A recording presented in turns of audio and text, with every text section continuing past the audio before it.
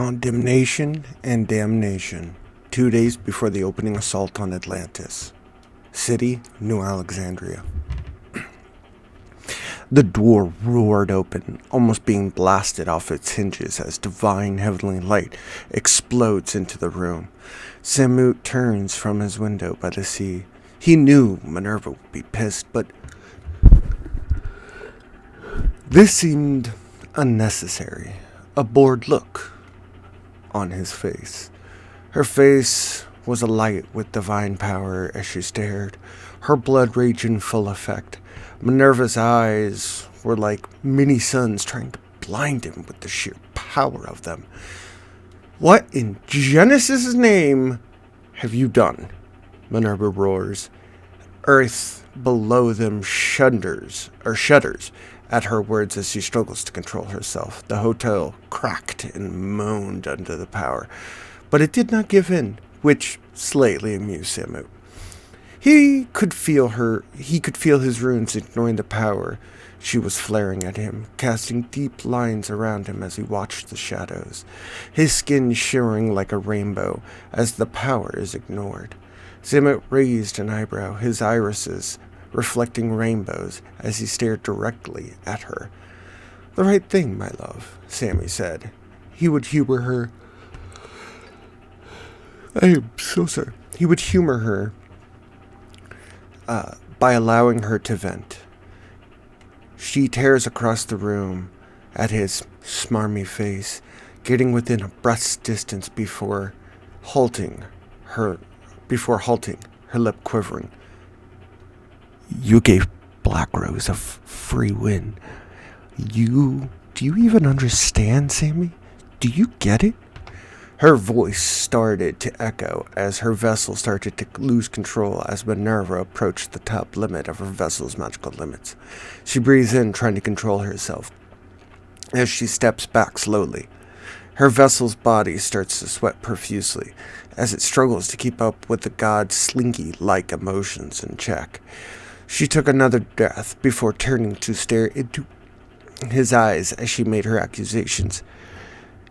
"You fed your one and only friend to a monster for no reason. He will rip your friend's head off from its body and give it back to you when he is done. You haven't seen him in actual combat. No one can stand against him save a god, and there are rumors that Yahweh gave him more power by accident. My friend died a long time ago when he accepted Dracula's offer. Thaddeus is a dog, and the time has come for that dog to be put down. He's old and frail. His inability to control himself has finally allowed him to outlive his purpose on this planet. I am also fully aware you cannot simply attack a fully trained Grigori, which is why I have chosen this path. It is the safest," Sammy responded coldly, turning back to the open sea. His eyes would not leave the ocean for the rest of the conversation. "That dog was your best friend, Sammy," she growled back, her rage subsiding slowly as she listened to Samut use her one and only weakness against her as she struggles to keep up with him.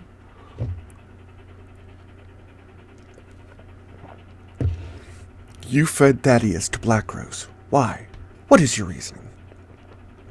"Was" being the main word, Sammy stated slowly. A long pause ensured they both settled their emotions. "You heard his bloodthirstiness when Metatron was killed. He wanted to continue the assault, trying to overwhelm a Grigori with sheer numbers. The pixie. Especially now that I can confirm the Child King was indeed trained by Lucy." Samut smiled softly as a hint of malice intent sneaks into his tone and words, as revealed his royal flush. "Alexandria was his target, and he failed. Now, like all things in the world, he must pay his cost. Whether it cost him his people is now completely on him. I refused to commit troops to save him. He wanted to gamble with the lives of his people. For ego. Let him burn.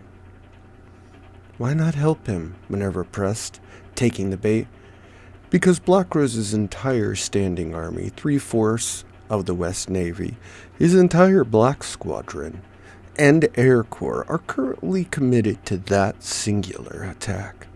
Only defense forces are left, of which all are just vampiric knights. They can be a threat of their own, but Black Rose's Black Squadron... I do apologize. Black Rose's Black Squadron forces are completely different. He pauses, almost giving them more credit than necessary. A slight glint of respect teasing his eyes as he eyed the horizon, almost respecting the Child King and his dedication to protecting his people. This was his first real war, and if the Child King managed to sack Atlantis, raising an army against him in the future could, or more than likely would, become almost impossible. But that was another move for another time.